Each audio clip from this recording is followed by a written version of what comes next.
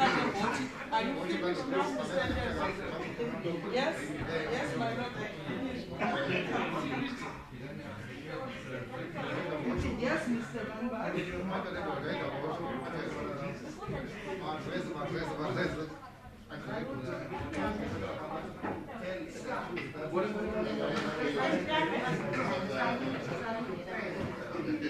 You guys well?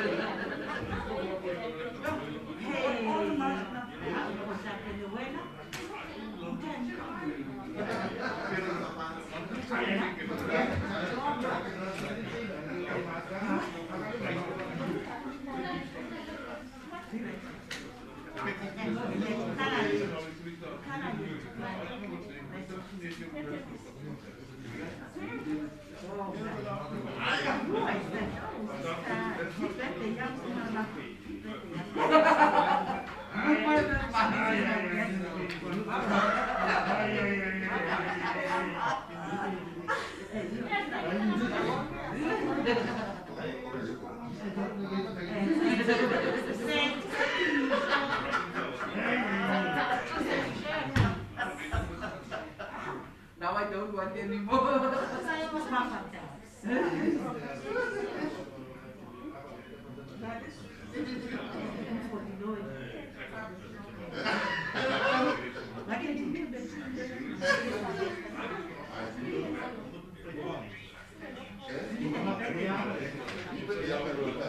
All right.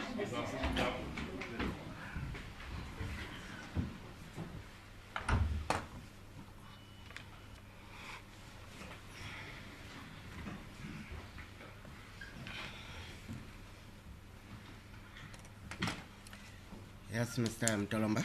Yes, my lord. Good morning, my lord. Good morning, Mr. Mtolomba. My lord, I'm here for the respondent this morning, and we are ready to address the lordship on in reply to the application. Yes. My lord, Just a moment. Yes, Mr. Mtolomba. My lord, as an opening remark, we are now on week 5 of this bail application on new facts. One cannot help to think that how far we have gone with the main case if the facts were utilized for the main trial. However, yes, that is correct, Mr. Mtolomba, but the applicant does have the right yes, to make the application. Maybe regardless of what that does to the main case. yes. Yes. I'm just mentioning this In passing. Yes, my lord. Yes. Well, the test that is applicable in these proceedings when leave to appeal is to be granted. It is set out in S. Smith, 2012, Volume 1, SACR. Just a moment. Please repeat the citation. S. Smith, Yes. 2012, Volume Yeah. 1, SACR 567 SCA. My lord, this is the judgment by Plasket appeal as it then was at the time. My lord, the test is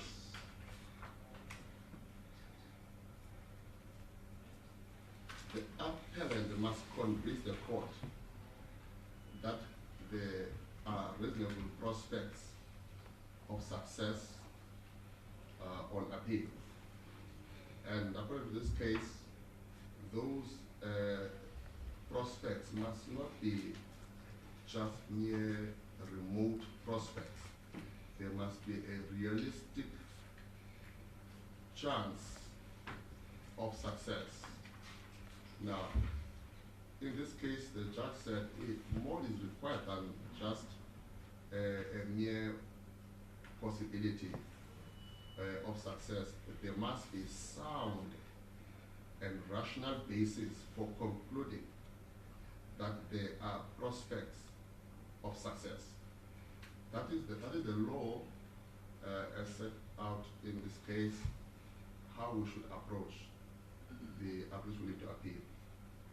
Now, my lord, just to be frank and clear as we start, we argue that this case, the appellant has no reasonable prospects of success. I will deal now with the submissions made during the application. My lord, we were dealing with the bail application on new facts. Now,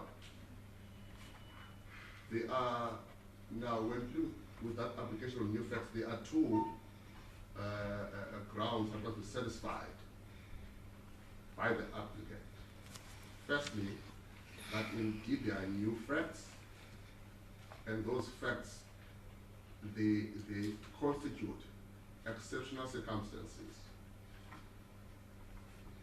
Now, the court in its judgment correctly pointed out or referred us to the Peterson judgment, which I don't intend to repeat, except to point out just two points, that the application of new facts is not to address problems that were encountered in the previous bail application. And it is not to be used to fill gaps that were left out or not addressed in the original bail application. Now, my lord, it must be new facts that have since come into existence after the first bail application. Now, in this court, that is all what the appellant was supposed to do, to bring before your lordship new facts that existed after the ruling on the first bail application. But Mr. Mtolomba, did the applicant not do that? Are you submitting that there are no new facts that were brought, which had occurred subsequent to the judgment in the previous bail application? My lord, we did concede that fact. Yes. We did. But then once there are new facts, isn't the law that the court should consider all the facts, both new and old? Yes, my lord. Yes. That is the law, my lord. Yes. Now, my lord,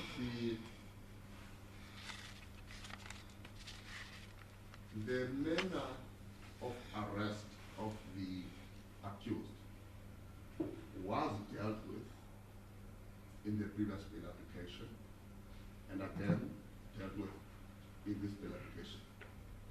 And my lord, all what transpired in that was basically that there was an agreement that the accused would come, or the appellant would come for an interview, and I think that he would not be arrested. That's basically what was the appellant's case. And we conceded to that. The evidence of the state is also, yes, that was the agreement. But things changed as that day proceeded, that they decided to arrest him. But that was dealt with, my lord, and a ruling was made, and in fact this court made a finding on that aspect to say it is important in so far as that the appellant came from KZN to Port Elizabeth on an understanding that he was coming for the interview. He was not aware that he was going to be arrested. Had he come here with the understanding that he was going to be arrested, it would be a different ball game insofar as the possibility to evade trial is concerned. That is as far as that whole day of, or all the circumstances related to the arrest are relevant to this bail application on the facts. Another point, my lord, was that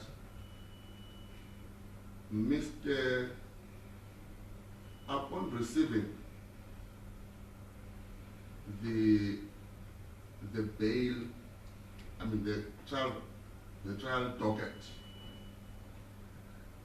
the contention was that it transpired from the docket that the evidence given by one of the parties was actually false when they got the docket. Now, the state called one of the parties to testify. In fact, he pointed to specific parts of the docket where it is alleged that the threats emanate from. Not only did he refer to that specific part of the docket, my lord, he only testified on new threats that have since come after the bail application. Now, my lord, then that aspect that Mr. Plikus lied and misled the court, where is the evidence that he lied? Except that he pointed to the defense or to the applicant precisely where in the docket must they find the threats. And that point was not taken any further. Even an argument by Applicant Price and the government. That point where Mr. Price pointed to them that the threats were there in the first bail application, it was never argued because he put it to rest, my lord. Now, one wonders whether they read the docket correctly when they made such submission. Or what is really the point? Why was that point made when in the docket the threats are there? Now, my lord, I jumped the gun to deal with prayer 2. I intended to deal with prayer 1 first. But let me rather finish prayer 2, then I'll go to prayer 1 later. Now,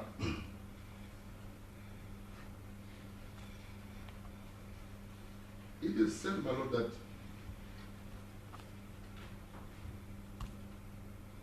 the court misdirected itself by placing an onus on the applicant to show that the magistrate and judge person were wrong in their judgment. My lord, I read through the judgment, through the evidence. Nowhere in the judgment did the court require the applicant to show that Judge Person and the magistrate were wrong. It has always been bring new facts and exceptional circumstances. The reference to Person J's judgment and the magistrate was only insofar as determining what facts were canvassed in that bail application to determine whether this bail application is based on new facts or not. Now, this court is not bound, or this court has a different consideration as opposed to that Person J and the magistrate. They were doing the initial bail application. Here we are dealing with new facts. Now, yes, this court must refer to those two judgments. But the considerations are somewhat different, my lord. not necessarily the same. Now, it was alleged, my lord. I'm saying this again on the allegation of the delay of the trial. It was put as one of the grounds for appeal, for bail, that the withdrawal or the recusal of Applicant Saffron Day would, on ethical grounds, would bring this case to a dead end if that evidence is placed before this court. Now, I know, my lord, that during the argument, Applicant Price did concede that nothing really came out of that submission. But I want to mention this part, that we consulted Applicant Saffron Day and came to this court and said to the Lordship, no, we don't think her evidence would take the defense or the state anywhere. They wanted to consult with her. And when she testified, she said exactly what she told us during consultation. And one wonders, why was she called? Because the reasons for her withdrawal were known by both now the state and the defense prior to her being called. But then, Mr. Mtolomba, as you correctly say, that fact was considered by Mr. Price, Yeah. and it does not form part of the application for leave to appeal. So I'm not sure on what basis you argue it as being of relevance to the present application. My Lord, Because it is a non-fact. It was considered that it was speculation which ended up being of no effect.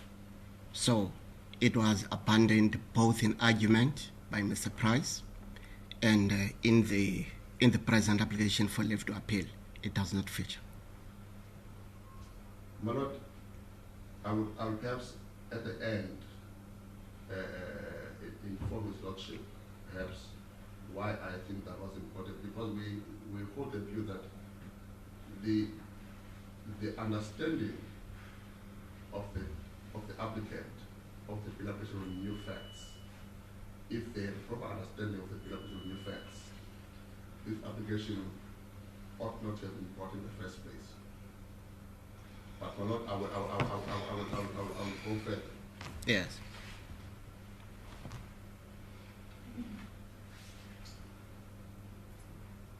It is alleged in paragraph 27 to 30 of the applicant's paper that the court required of the applicant to prove beyond a reasonable doubt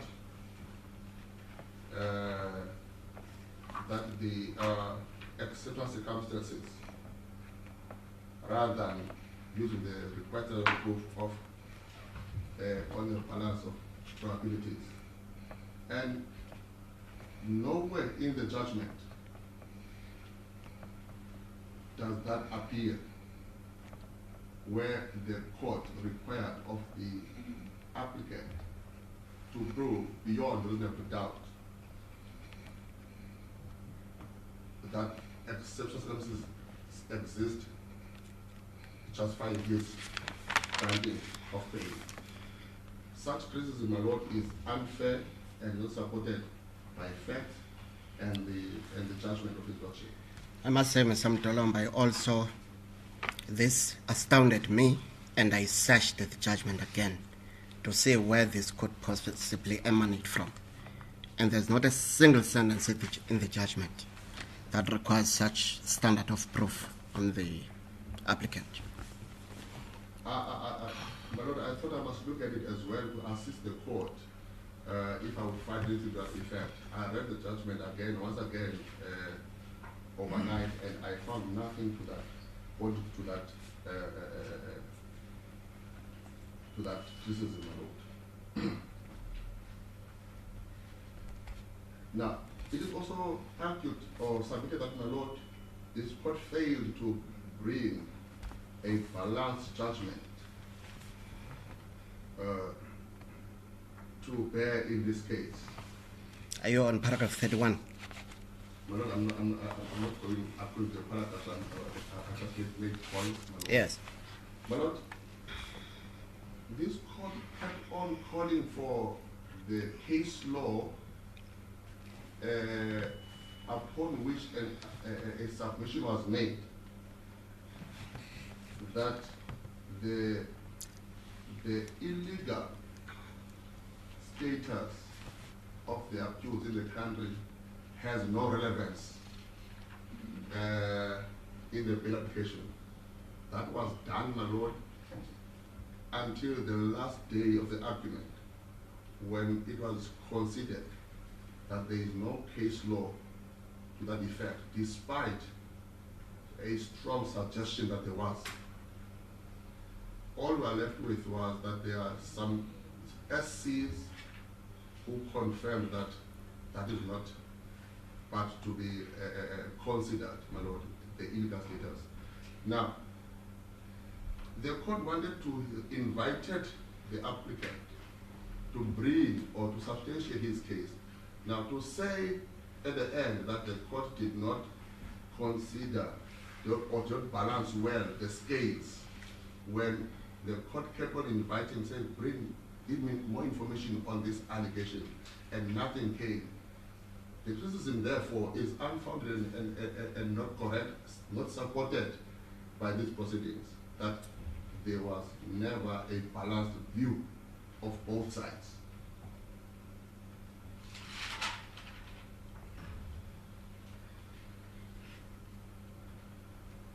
My lord, the bail application on new facts is not dismissed, as I understand the judgment, solely on the ground that the accused or the appellant is a prohibited immigrant. That fact is considered together with all other factors as envisaged in section 60. So it's clear on the judgment. Now, the criticism that he's refused bail only on the alter that he's a prohibited immigrant, my lord, that criticism is unfounded. The judgment is very clear why bail was refused. Now, I may just add something in passing on this part, that the lot was submitted about the Act, the Immigration Act, not having a category of people referred to as prohibited immigrant. But not both the applicant and the respondent have used this term. But in fact, my lord, the dictionary meaning of immigrant is a person of another country who has come to stay in another country.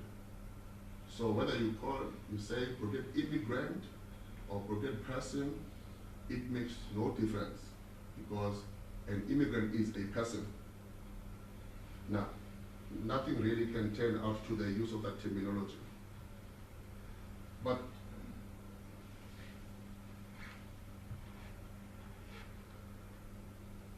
the bail was refused because Mr. Mtolomba, the act itself is Immigration Act, isn't it? Yes, my lord.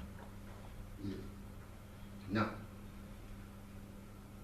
the bail was refused because the accused could not show, even again in this new verification or this new facts, that there are any exceptional circumstances warranting his release on bail. Now, The criticism regarding the bail treaty, I mean, not the bail treaty, the extradition treaty. My lord, the court dealt with this very clearly in its judgment and referred to case law that the existence of the treaty is not a guarantee on its own that someone would not evade trial.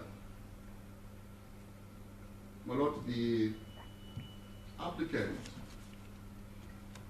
is of Nigerian origin. His wife and children are UK nationals.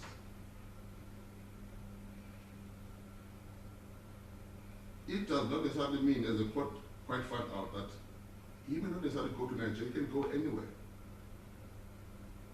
His branches of his church in many countries. Therefore, he's not limited only to go to Nigeria if he decides to evade trial. That point was considered with other relevant factors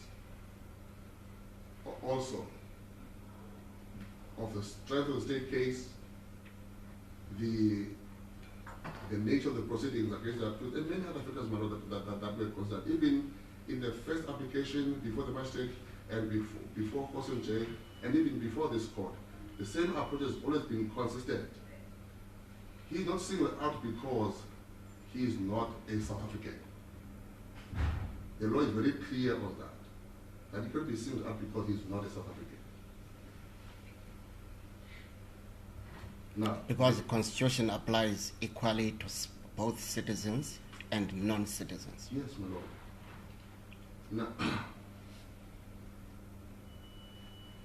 Now, my lord, in paragraph 45, it is alleged that, my lord, you failed to consider quite a long list of new facts. Now, and it was said that those facts will not be repeated. When we started this bill application, my lord, the court wanted to find out numerically. Please tell me, before you argue, what are the new facts? The applicant was at pains to point them out numerically, but ultimately they did. And we also had plain facts, which we also submitted, which they also adopted as theirs. Now,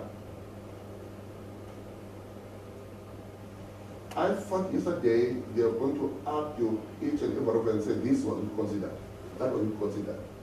The argument was just broad and vague, not pointing to a particular fact, except to say that we won't list them, we won't repeat them, they are already there. If anyone seeks to convince the court, my lord, I tell that this must be made to say, my lord, that point wasn't properly considered, that point and that point. So that is by now, for the respondent, I'm able to respond specifically to a particular point raised, rather than a blind approach to say, I won't repeat them, they're already there.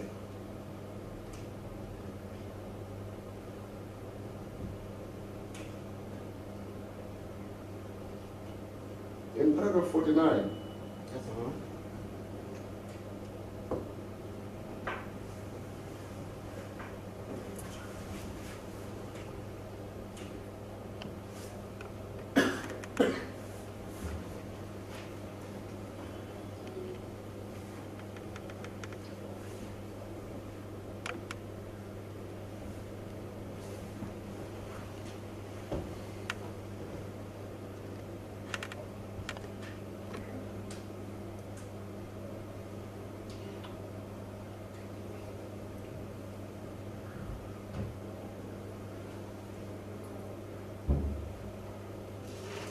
Yes.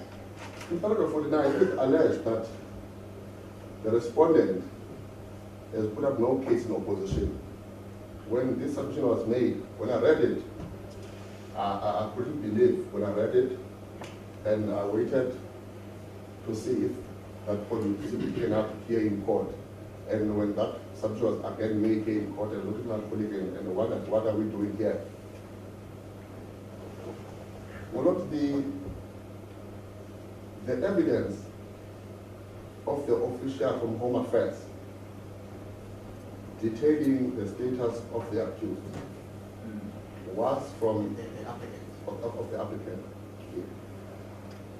My Lord, that was in our papers. I'm going to give that part. There's a second there of that part of that evidence that I want to also explain. The evidence of Mr. Pledges on old and new threats. We need that evidence. The evidence that came from Correctional Services regarding their readiness to deal with COVID-19 is our paper. So a suggestion that we have put no case in opposition, my Lord, is rather not fair. We did our part. Now, it was said, my Lord, that you failed to consider the timing of the letter from Home Affairs. To address this point, my Lord, they annexed in their papers that they have made an application for review of the status of the applicant. It is in their papers that they are waiting for the outcome. Now, how were we expected to come to court with that part not being clarified? To come to Lordship when the Lordship asked us, remember what is now? What is the outcome of the accused and of the applicant status? Because Home Affairs, we have access, it's part of the state institution. So any prudent prosecutor or litigant would have wanted to clarify that point so that if a question arises in court, we are able to answer to say this is the response. Now, there's nothing out of the ordinary from what we did except to be proactive and anticipate a question that may arise as to what is now the status of the accused, of the appellate. Now, the timing really, we had to respond to their papers, and there was no way we could have responded to that allegation without finding out from Home Affairs what is the outcome. I understand what's the complaint. The gist of it is that Home Affairs only responded after this application was in order to swat the application. My Lord, that criticism has no basis at all. That the state possibly colluded or NTA colluded with Home Affairs to jeopardize the appellant's chances of being released on bail. There's no basis for such criticism at all. They were waiting for the outcome, and they were going to get the outcome. It would be a different case if they say a day before or a week ago, we wanted to know the outcome. We could not get any. Only when the prosecution seeks to know what's the status, then they are given the answer. Then that would be a different case for them.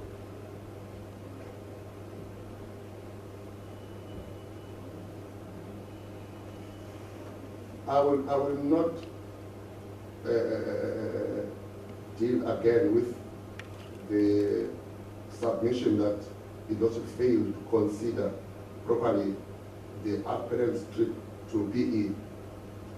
The court clearly made its view and judgment on that part, that it would make more sense if he had come with the knowledge that he was going to be arrested, but nonetheless came. That would be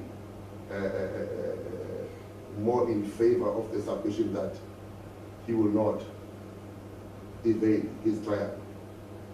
But bearing in mind, my lord, that when the applicant was arrested, he was arrested in the bathroom, in the ladies' cubicle, with his secretary. The men were told, do not run away. No, but hadn't they gone there just to relieve himself, just like most people who come out of a plane do sometimes? One can almost believe it, my lord, except that it was the ladies' cubicle, the ladies' toilets. When the toilets in the airport are clearly demarcated, there was found hiding there with his secretary.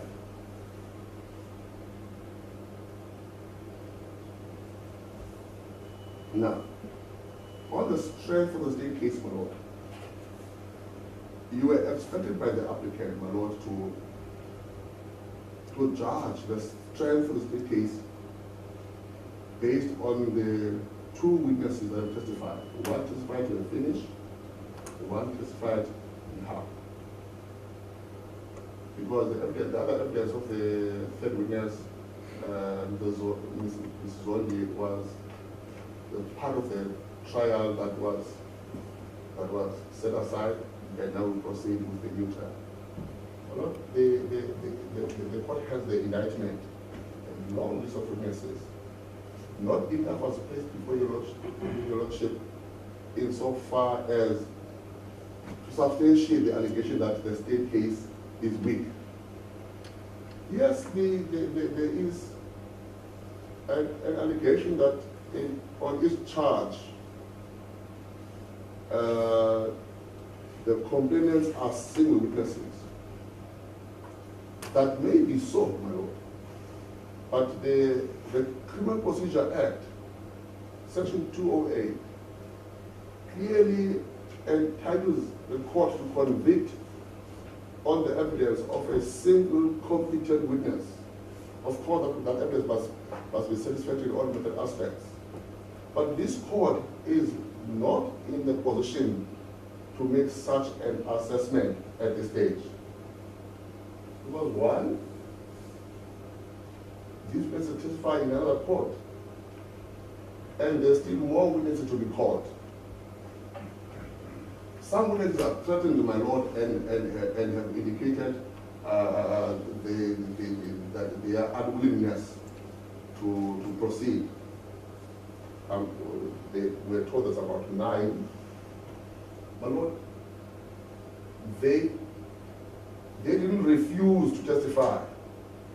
They are threatened, my lord. The state has made endeavors even to bring Colonel Nabwangana from the Northern Cape, where she is now stationed, back to the Eastern Cape for this case, to try and assist the witnesses as far as possible. So it is not so that they will not, as a matter of fact, but we know that they are threatened and they've indicated like that, my lord. But as the trial proceeds with the other remaining witnesses, they may gain confidence to testify. If they don't, my lord, there's still more witnesses that are left. So there's nothing before your lordship to substantiate that because of these 9 witnesses that are threatened and are afraid to testify, and because of these 2 witnesses that have testified, one in full and one only in part, therefore the case is weak. Well, the complaint, as I understand it, is that should not be laid at the doorstep of the applicant. That is the fear by threatened witnesses to testify. Well, no, it was, I'm coming to the fears. Yes. I'm raising this only insofar as it was argued on the weakness of the state case. Yeah. Now,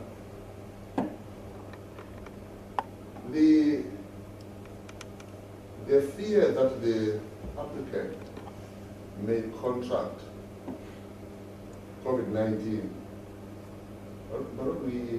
we submitted an affidavit from Social Services clearly clarifying what procedures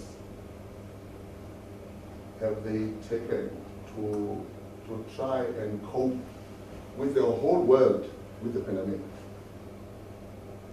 And the submission yesterday that it was only sheer luck that the applicant to date has not contacted the virus.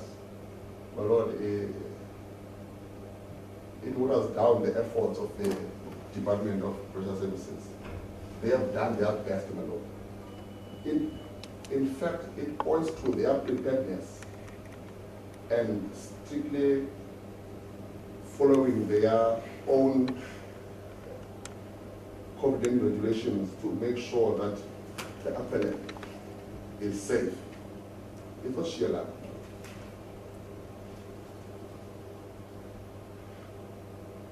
And this point, my Lord, was raised in the papers of the applicant, not as a delay, COVID-19, not as a cause for delay, but it was raised as the fact that there is more risk for him given his age. The delay, we raised this in our replying papers that the most delays were caused since March by the COVID-19 regulations and the court not functioning properly. And the court correctly found that indeed no one could have done anything. It was a nationwide problem that we had to deal with. There's nothing really out of the ordinary about it. Is it nationwide or worldwide? Worldwide. I was talking about only insofar some of this concern. Now, the status of the accused, it is submitted, my Lord, that the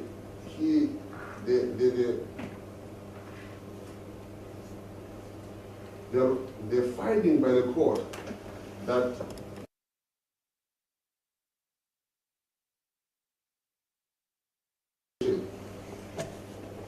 was unfair and not supported by facts. My Lord, we know that he doesn't have papers to be here. He stayed in the country on fraudulent documents, escalating his position from being an illegal immigrant to a prohibited immigrant. Now, his wife's status, she testified that it is linked to the applicant because her visa was saying accompanying spouse. Now, if then the spouse who's accompanied is in the country illegally, it follows naturally that even the one who accompanies the spouse has come illegally. There's nothing out of the ordinary about that. She testified in court to say since 2017 she's been here without valid papers because she's dependent on the papers of the applicant. No. They are liable for deportation, my Lord. Depending on how the Home Affairs handles the matter going forward, but the finding that they are liable for deportation has merit given the declaration of the accused as a prohibited immigrant.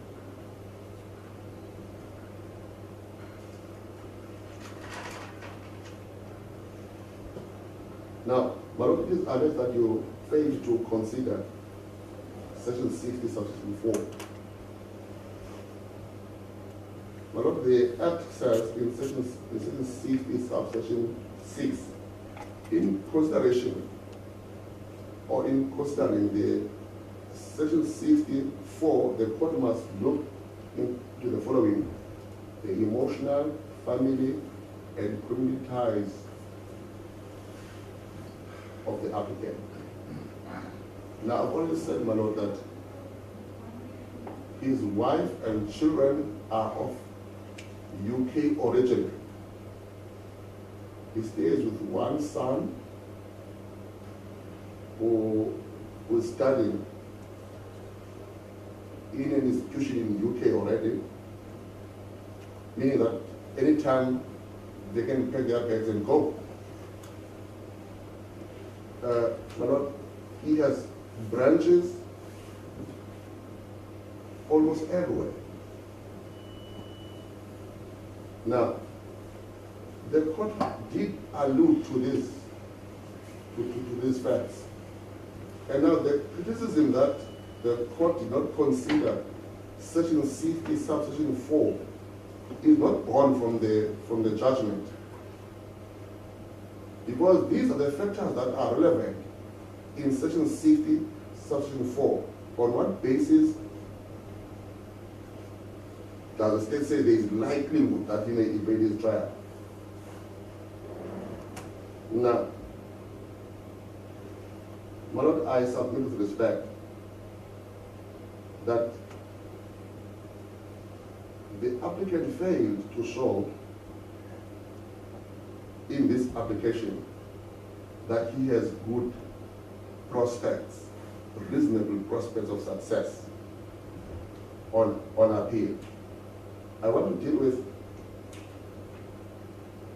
paragraph 25 in specifically, my lord. I think that is where the defense has missed the entire proceedings, where the applicant missed the entire proceedings.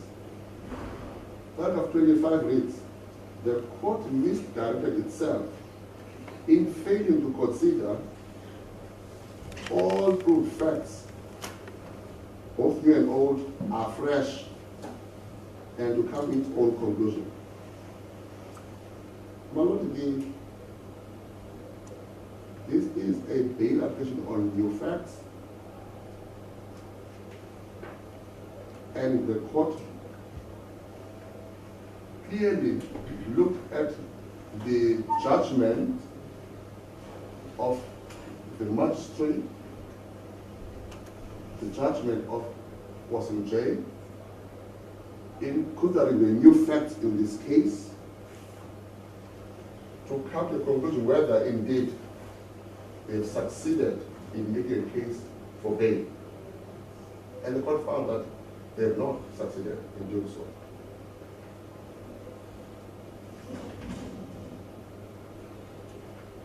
What appeared here, my lord, was what was prohibited by the judgment in Peterson. The calling of the applicant's wife to come and substitute the evidence that was, or to fix up the evidence that was tendered in the first application about now his address after or before the latest address where they are. It was they were trying to patch up the evidence of the first application, and that is prohibited or not allowed by the court, my lord. That the applicant cannot be allowed to correct or to try to do so for that matter. The evidence that should have been led in the initial bail application. Insofar as rule prayer 1,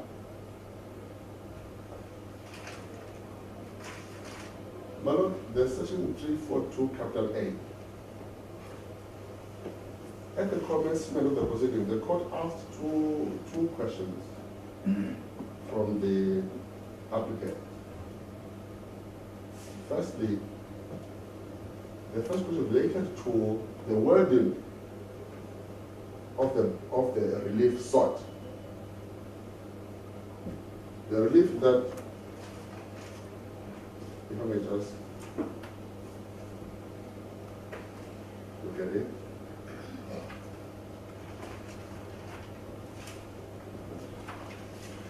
directing the court. I want to look at the actual relief itself. I'll find it in the judgment. You can also find it in the notice of application for leave to appeal Yes. on the face of it Yes. as paragraph Yes. 1, Roman 1. But I also found it on the judgment. Yes. Directing that an investigation be held in terms of section 342A. The court asked on this part, directing who must hold that investigation. Now, this court was not called, according to this prayer, it was not for this court, as I read it, to do that investigation, but to direct that investigation be held. And the court asked to direct that it be held by who? I don't have a clear answer as to what was their answer insofar as prayer 1, directing that an investigation be held in terms of 342A of the CPA into the delay in the completion of the trial proceedings in the above court. That was the first problem, which was not sufficiently answered. The second problem was the court clearly said its prima facie view that it did not feel that this court is competent, is a competent court to deal with 342A. And an opinion was made that after the evidence is led, then it will be clear, submission will be made on prayer 1. So prayer 1 was abandoned, not abandoned, but it was laid in abeyance, pending the reading of the evidence.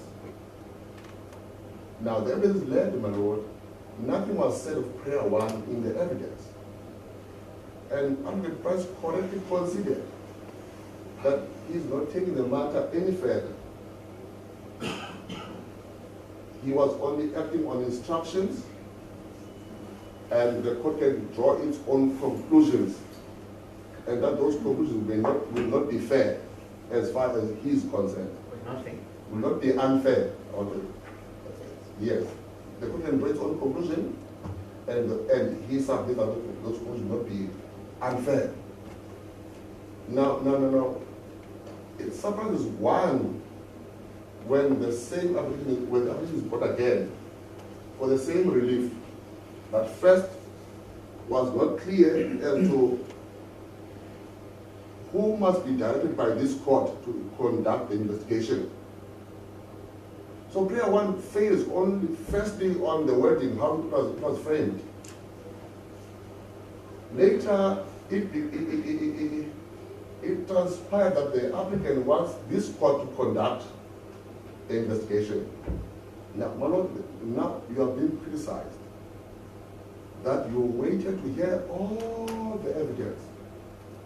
Only at the end, caught the applicant by surprise, where you were told to wait for the evidence before we do prayer 1. It was the applicant who said, wait for the evidence. We'll deal with it later. And they never dealt with it, my lord. And I submit to respect, my lord, that the court correctly found that this court is not competent to deal with prayer 1 because of the relief sought. But I also understand in a way why they brought prayer 1 and 2 together. Because when they were pressed as to what relief do you think this court can give in prayer 1, because those listed in 342A, this court cannot give them. They will not know you can grant bail. So they wanted to have the second part of the cherry. They wanted basically they wanted bail. They said, no, the other relief you can give, you can't pay. My lord, with respect,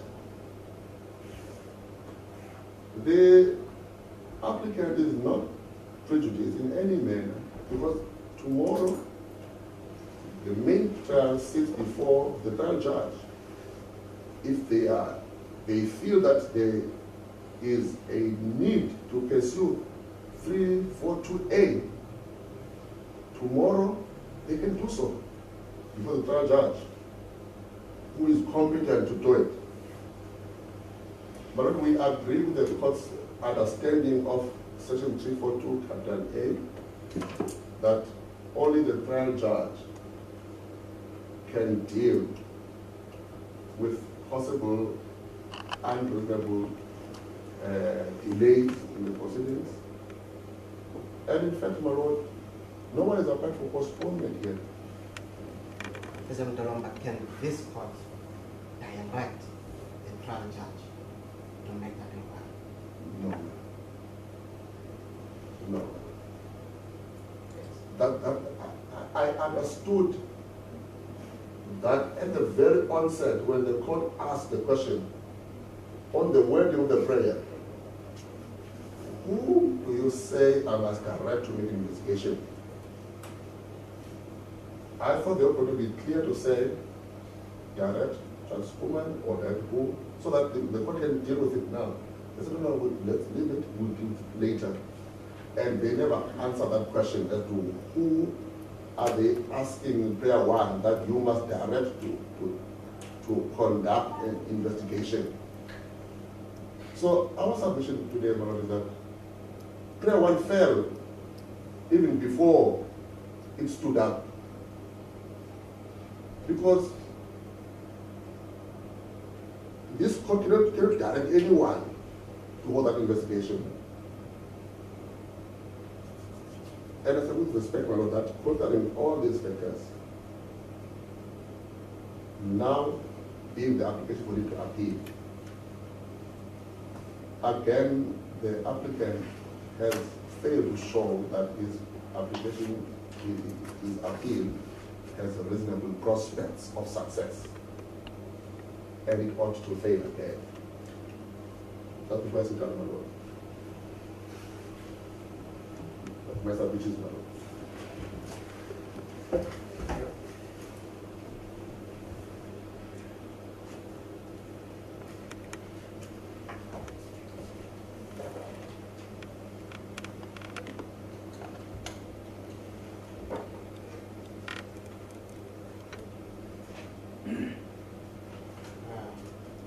So the time is 11. Mr. Doberman, Thank you, Lord. I will be a while. sorry? I will be a while. Yes, so you can respond at 11:30. As your Lordship pleases.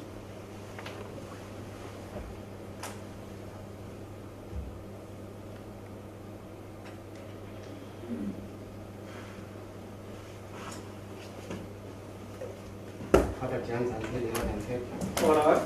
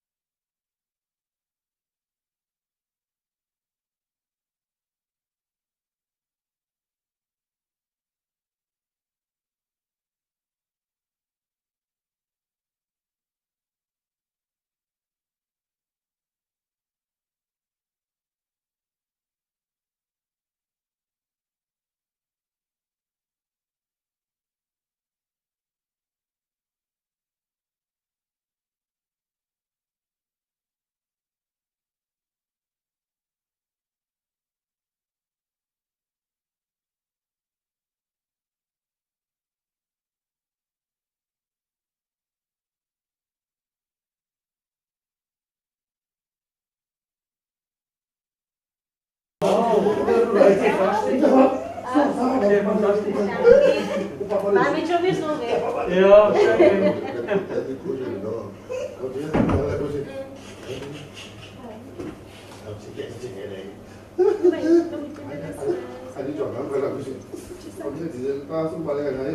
Abantu bakho bapayisa kodwa mafuthi kangakanani phakathi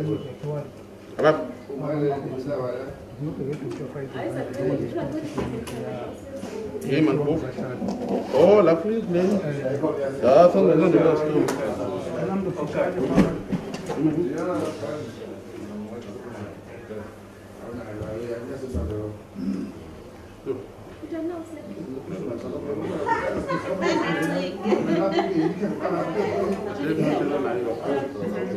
one time.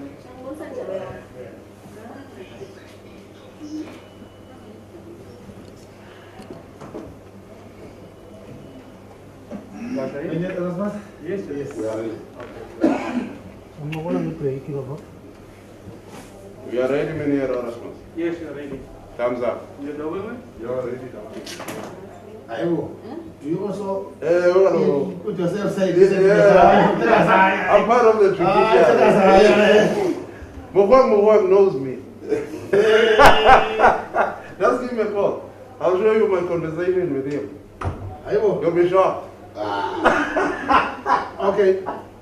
Maybe since he's a pastor and you were part of the congregation, that's how you Call Deputy Judge President. Yeah. Raymond Zone. Hey, that's all. Hey, I didn't do them from the party.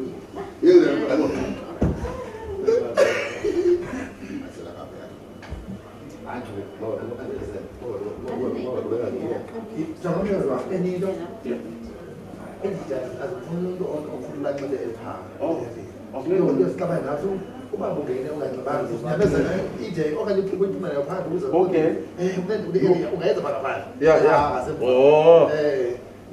So ngokuza bangathi ngomnyumntu ngomanje lamntu.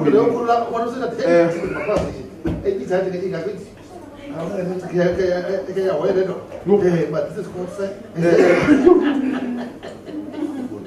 So bangabe ndikhulile lapha nginqoba cabana ngomnyumntu. Kalau saya mana nak apa dia ubah dia jadi kalau stage dia ubah dah ye ada yang lain lagi kucing lain lagi kalau Agora como não tem we need guys to go and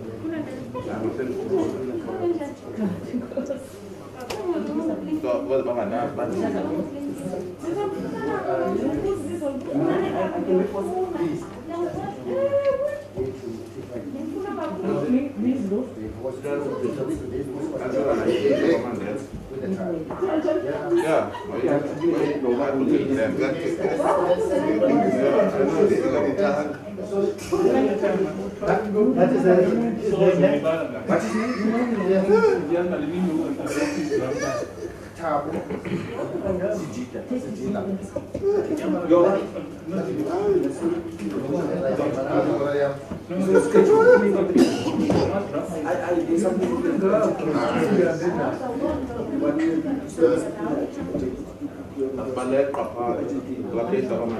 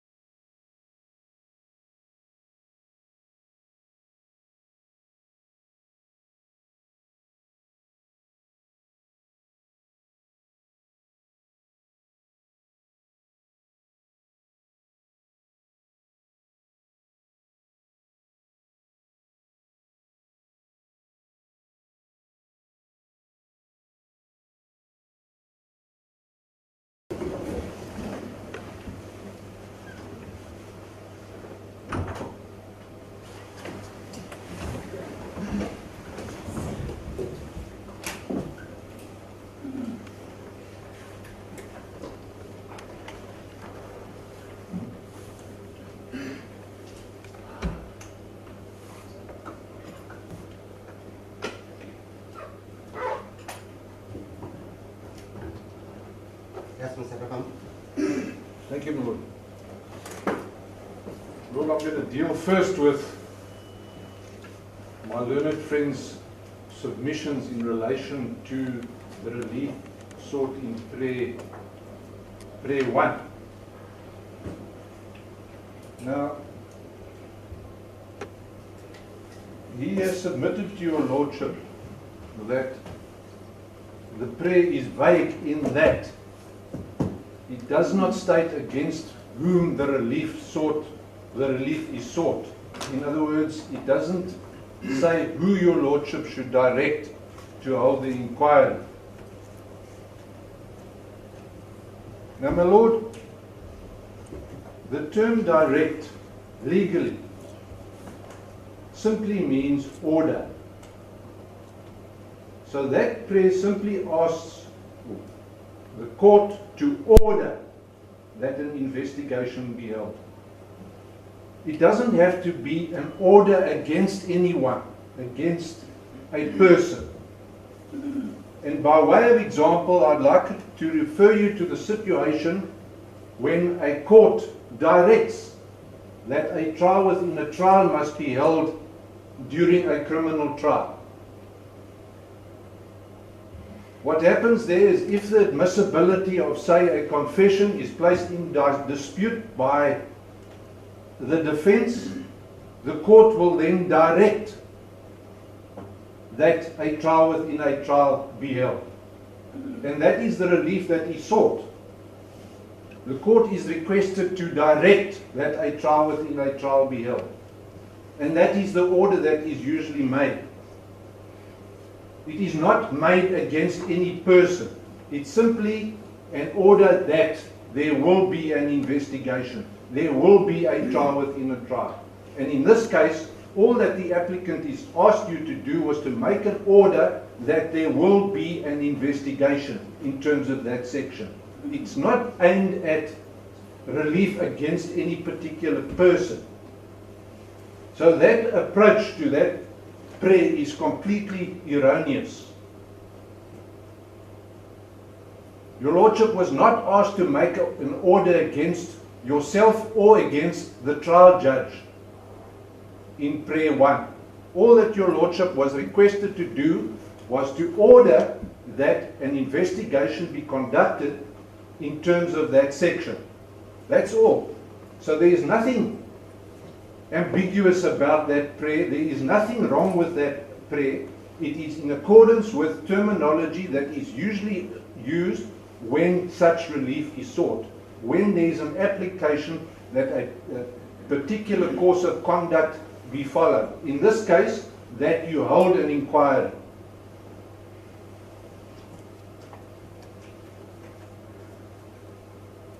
So nothing turns on the wording of the relief that is sought in paragraph 1. Your Lordship was simply ordered to hold an inquiry in terms of that section.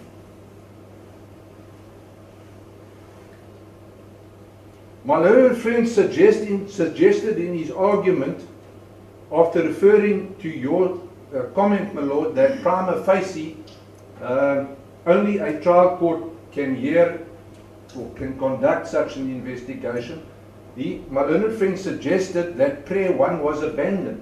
At no stage was prayer 1 abandoned. And at no stage did the applicant suggest to your Lordship that you can decide the issue of jurisdiction at the end of all the evidence. The applicant's case was throughout that you have to decide the issue of jurisdiction up front. And that if you decide that you do not have the power to hear the application, and that only the trial judge can hear the application, then the application must be heard by the trial judge.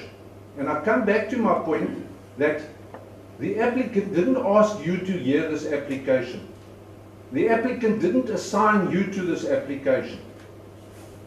The Deputy Judge President, I assume, assigned you to hear this application. And if you are of the view that you cannot hear the application, in other words, you don't have the jurisdiction to grant the relief sought, and that only the trial judge can do that, then you should have made such a finding, you should have recused yourself, and you should have referred the application to the trial judge for hearing. You are not entitled to non-suit the applicant and dismiss the application on the basis that you don't have the power to hear the application.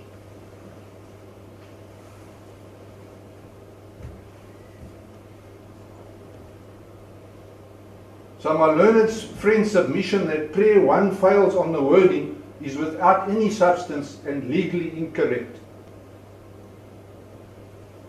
Then my learned friend made the startling submission that the accused is not prejudiced in that he can simply proceed with his section 342 capital letter A application before Schoeman J.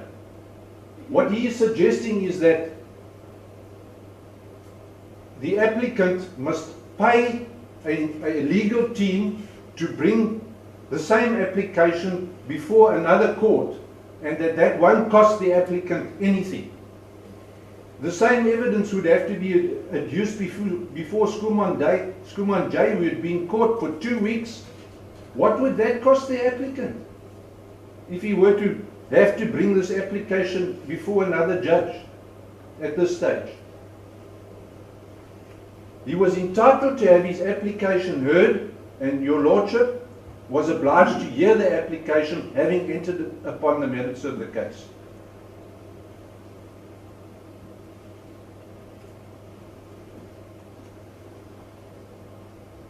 The suggestion that the applicant is not prejudiced and will not be prejudiced because he can simply proceed with the application immediately before Schoeman is without any merit whatsoever.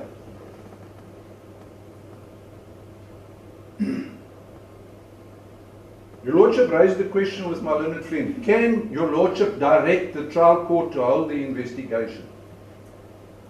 Your Lordship has never been requested to make such a direction that the trial court must hear the application. If your Lordship was of the view that you can't entertain the application because you don't have the power in terms of that section, and that only the trial court has the power to hold such an inquiry, then you wouldn't have had to make an order against the trial court to the effect that the trial court must hear the application. You should have simply recused yourself and referred the matter to the trial court without making any order against the trial court. Now I'm going to turn to my learned friend's arguments on the merits in relation to prayer 2.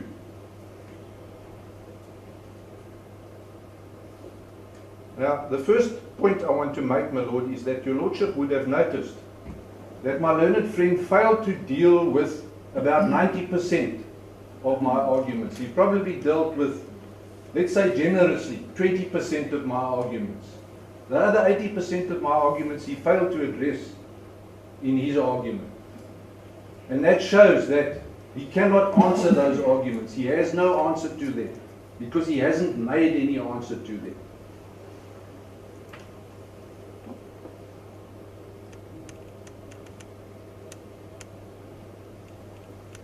My learned friend submitted to your Lordship that in deciding the application, the main application, the considerations are different.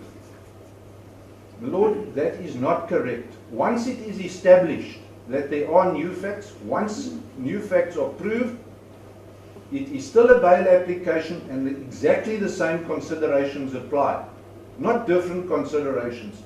You are required to reconsider all the facts, not simply the new facts.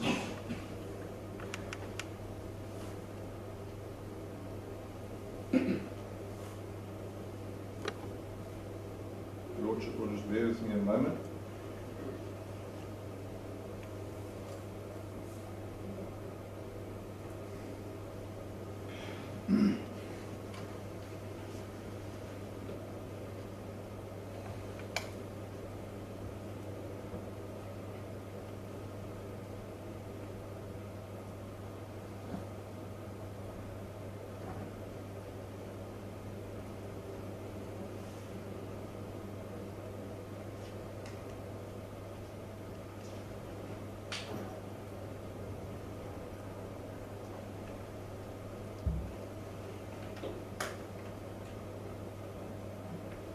Back to the point that I wanted to raise just now, I find the place in mind.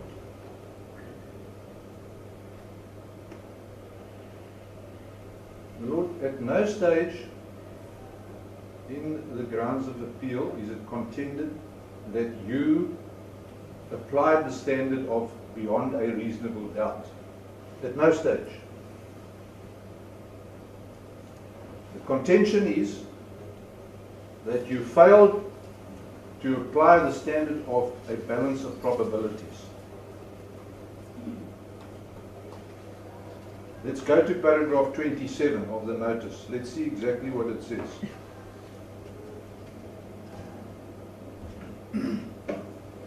Had the court's failure to consider and or apply the appropriate standard of proof, the court misdirected itself in failing to consider that the applicable standard of proof in the application is proof on a balance of probabilities, not proof beyond a reasonable doubt.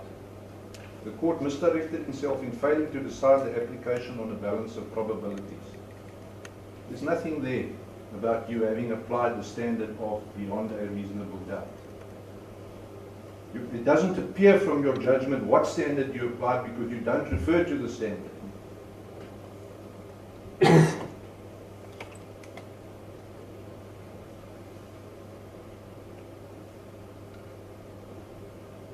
My learned friend submitted that you did not dismiss the application solely on the basis of the applicant being a prohibited person.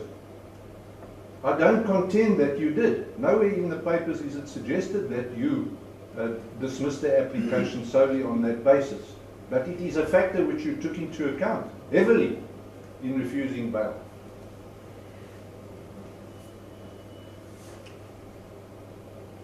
Now my learned friend says it's wrong to suggest that the state did not put up the case in opposition.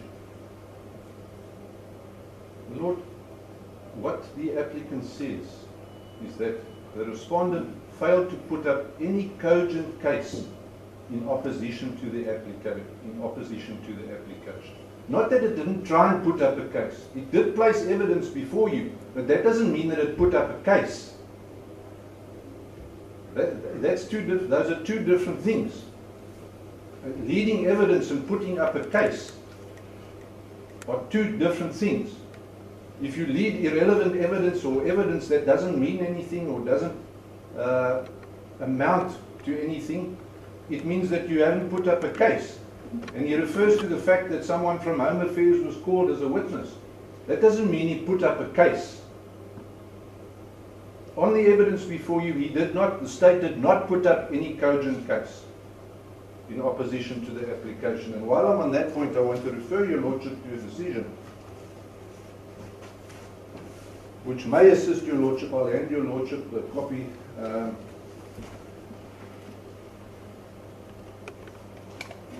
It is a decision by Picati in the matter of Magabu versus the state, which deals with this very issue.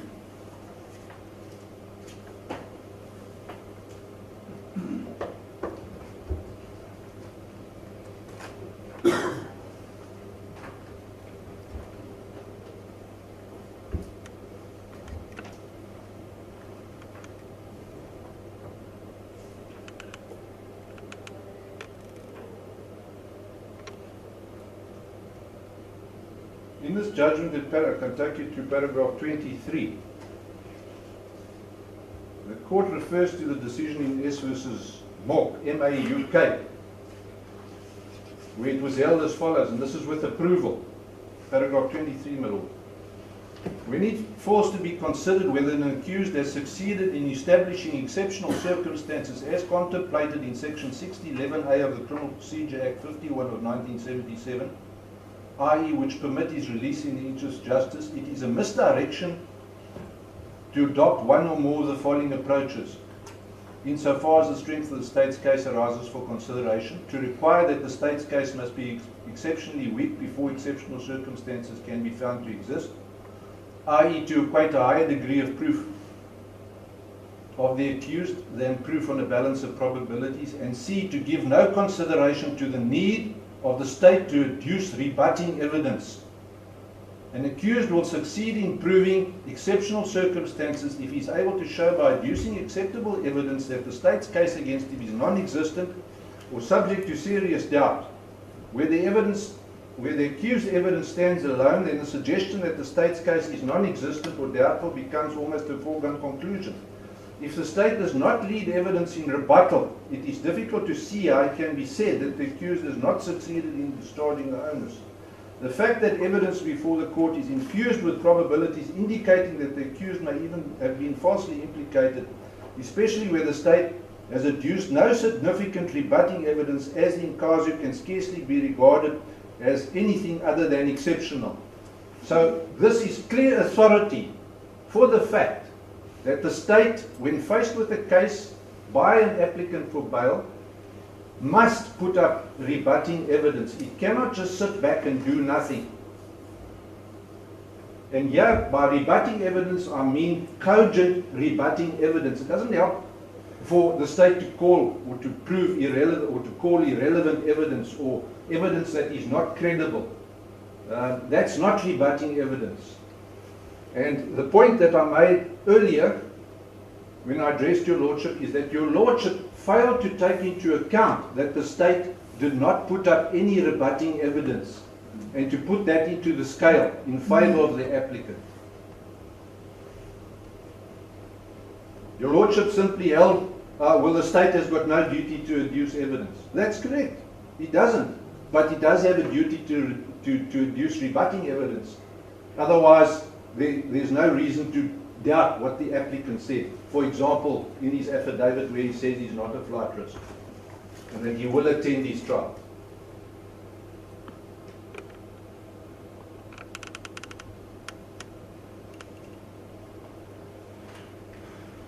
Now, Lord, just coming to back to the issue of the applicant being a prohibited person. I already mentioned to your Lordship that there's no declaration that the applicant is a prohibited person. That follows by operation of law, that he is a prohibited person. For example, if he's in the country with fraudulent documentation. The law says in that case he's a prohibited person. And being a prohibited person has certain consequences in terms of the Act, namely that you cannot lawfully be in the country, you cannot apply for a visa, you cannot be granted a visa. Those are the consequences set out in the section, flowing from the fact that you are a prohibited person. So if you are in the country as a prohibited person, you can't legally be in the country, which makes you an illegal foreigner in terms of the Act. If I can take you to the Immigration Act, where illegal foreigner is defined.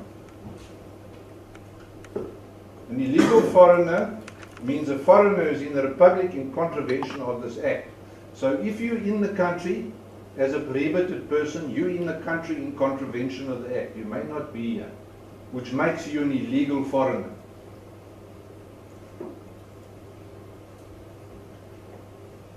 That is how the scheme of the Act works.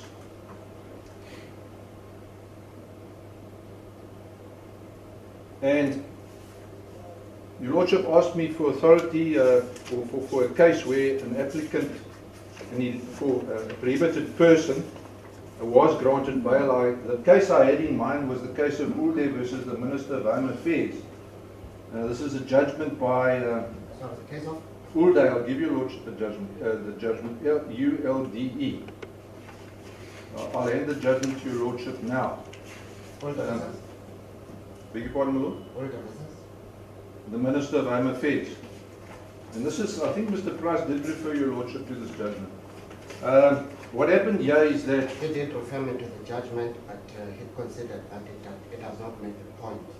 Well, that he thought it made. Yes, it doesn't specifically rule that a legal foreigner may be granted bail. That's what he conceded. What happened here is that a magistrate granted bail to an illegal foreigner. And then while the applicant, who was the illegal foreigner, was on bail, the Department of Home, an official from the Department of Home Affairs, an immigration foreign officer arrested the applicant. And the court held on appeal that the immigration officer was not compelled to arrest the applicant Ulde, and that he had to exercise a discretion, and that he had to do so reasonably, and that he failed to do so, and the court held ultimately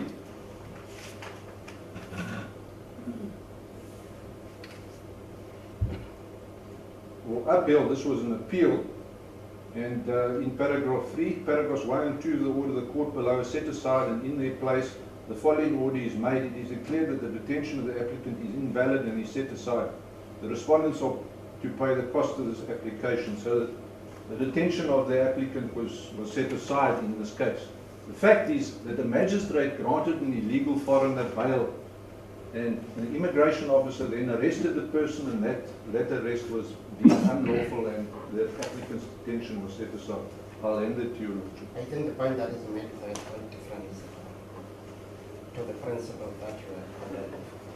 No, in my submission it doesn't. It just shows that there is a case where an illegal foreigner was granted bail by a magistrate,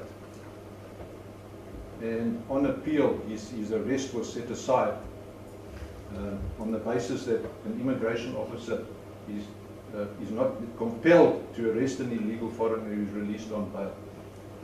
And nothing was made of the fact. Referred to this case, thinking it supported his submission, and as I say, he ended up considering that it does not.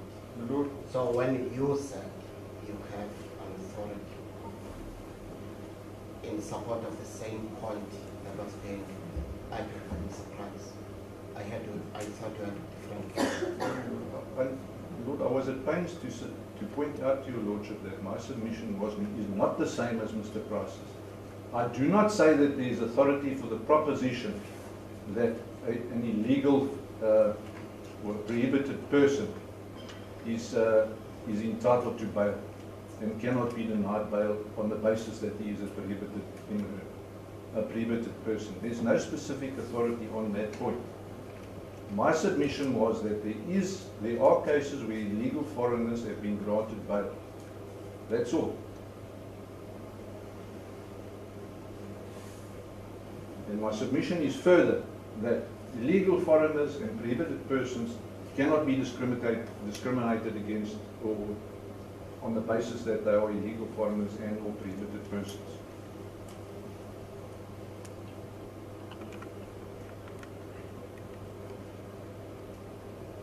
My learned friend submitted to your Lordship that the state had done its part. It did not do its part. What it tried to do was to put up a spurious case before you, to cloud the issues, and to prevent your Lordship from coming to a proper reasoned decision on the facts in this case. That's what the state did. It tried to put up a spurious case.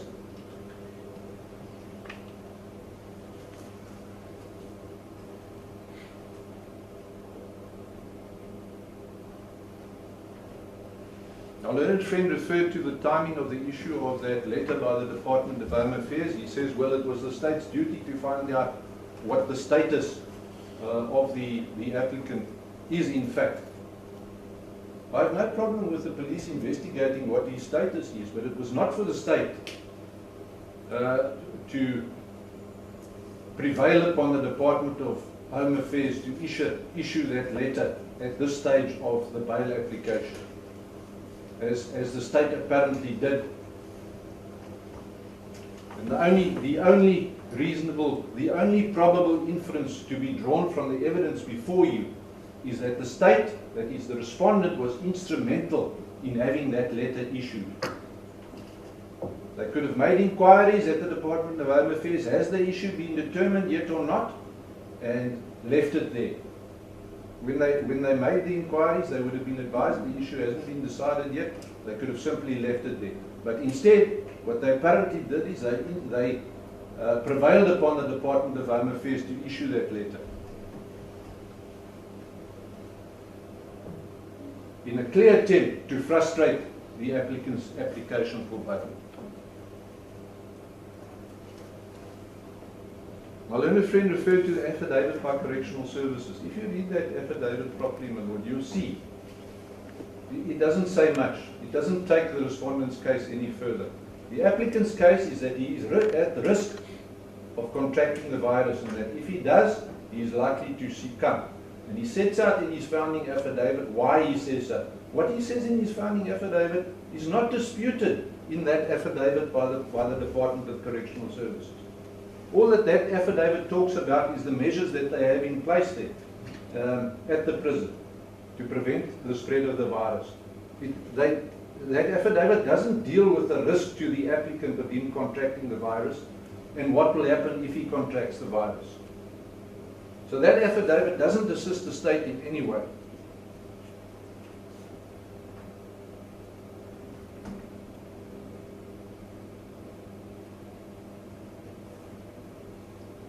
My learned friend made the following comment in argument. He said that the applicant's position has escalated from being an illegal immigrant or being a prohibited immigrant to an illegal immigrant. Or the other way around, I think he said from being an illegal immigrant to being a prohibited immigrant. Lord, that's not correct. There's no escalation of position.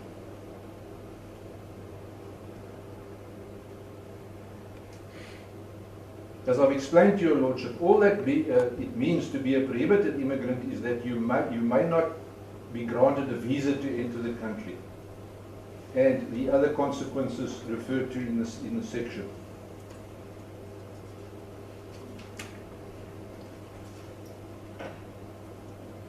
We'll just go back, just for the sake of clarity, go back to section 29.1.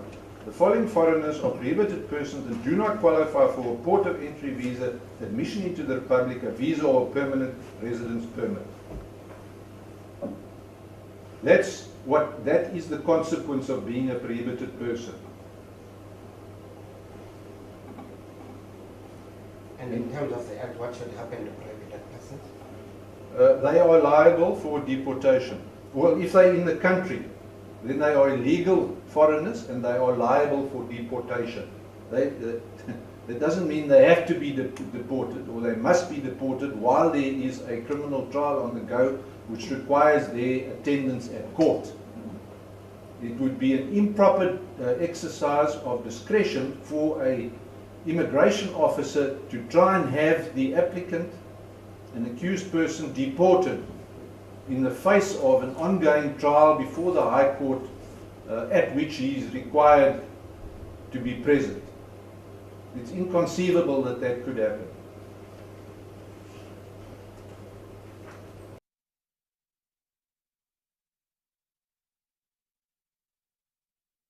Foreigner. He has to exercise a discretion, a reasonable discretion, properly.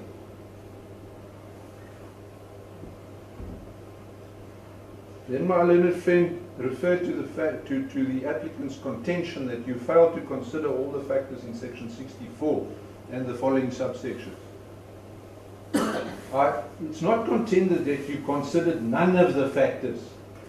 The contention is that you did not deal with all of the factors in your judgment. You didn't list the factors referred to in section 64. You didn't deal with the likelihood set out in section 464, and you also did not deal with all the other factors set out in the subsequent subsections. You just picked and chose certain of the factors that are relevant without dealing with the others. That is the complaint.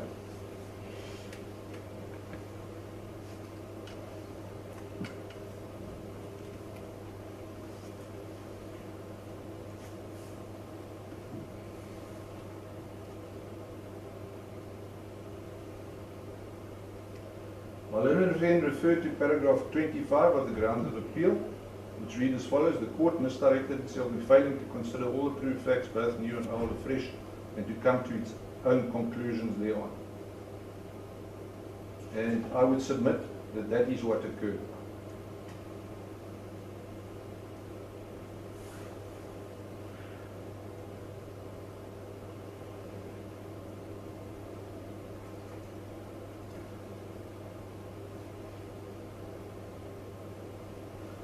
Lord, I believe I have dealt with everything that I wanted to deal with, or that required, merited a response from myself. I would submit that this is clearly a case where a leave to appeal should be granted. It's not a borderline case. It's an obvious case. The reasons why you should grant leave to appeal are obvious. I have detailed them. And as I mentioned, my learned friend, he failed to address 80% of my argument and the points raised before you, which means that he had no answer to those arguments, which suggests that those arguments are valid. I submit that your Lordship should have no hesitation in granting leave to appeal, and I submit that if you refuse to grant leave to appeal, you will simply be compounding the errors that you made in your initial judgment. The applicant is entitled to leave to appeal. He's entitled to a re-hearing for the reasons that I've outlined. And if you refuse, and bail applications are urgent, if you refuse leave to appeal unreasonably, obviously we would have to petition the Supreme Court of Appeal for leave to appeal, and this will delay the applicant's re-hearing as well, and delay the finalization of the ultimate finalization of his attempt to secure bail. So he will be prejudiced if you needlessly refuse leave to appeal, because he will be put to the extra expense of having to petition the Supreme Court of Appeal, and the delay which will be occasioned by having to follow that process. In all fairness, I submit that your Lordship will have no hesitation in Is that an issue that I should take into account? Beg your pardon, Lord? Is that an issue that I should take into account? Namely, that if I refuse the bail, let's say petition. If you refuse the If I refuse the application for leave to appeal, you should let's take say the petition. you should Is take that an aspect that I should take into account? you should take into account that if you refuse leave to appeal when leave to appeal should be granted, that will unnecessarily delay the proceedings, yes, and prejudice the applicant. Those are my submissions. Thank you, Lord.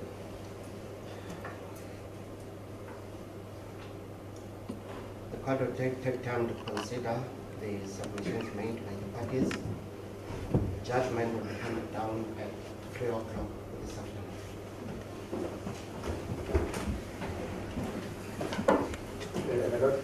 Yes. Can we deal with the main case? Because we did with the last one. Oh. And released So the main case was postponed until today. tomorrow. Yes, it was today.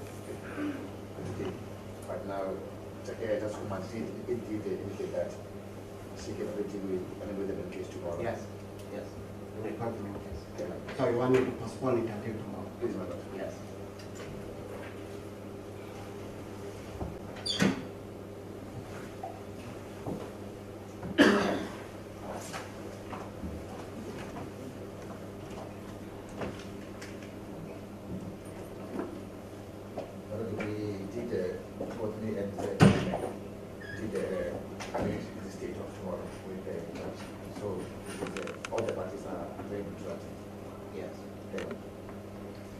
Let's ask the accused stand. As you are aware, the main case was postponed until today. That is the case before Judge Storm. Because this proceedings is still proceeding today, the main cases will be further postponed, and by arrangement between counsel and Schoeman J, the main case is postponed until tomorrow. What is the date tomorrow? The 11th. Tomorrow, the 11th of November 2020 at 10 hours. Accused 1 remanded in custody. Accused numbers 2 and 3 out of bail as previously. Let's go to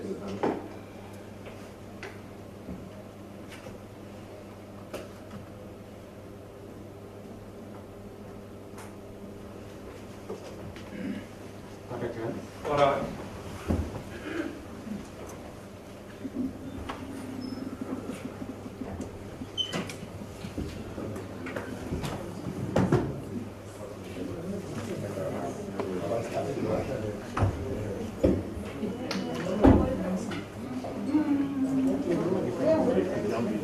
Hello